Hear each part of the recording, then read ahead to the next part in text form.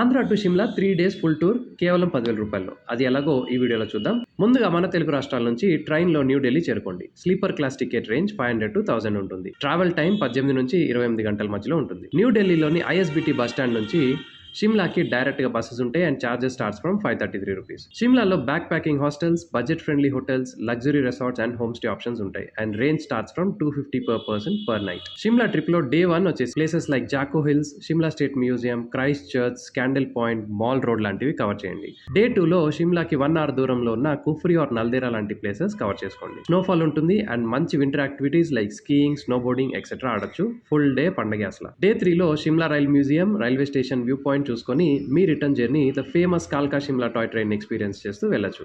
ఇలా షిమ్లా యొక్క 3 days full tour కేవలం 10,000 రూపాయల్లో ఫినిష్ చేయొచ్చు. లేటెస్ట్ అప్డేట్స్ కోసం నా ఇన్స్టాగ్రామ్ అకౌంట్ని ఫాలో అవ్వండి. అలానే ఫుల్ టూర్ ప్లాన్ వీడియోస్ కోసం నా యూట్యూబ్ ఛానల్ ది ట్రావెల్ స్టోరీస్ని సబ్స్క్రైబ్ చేసుకోండి.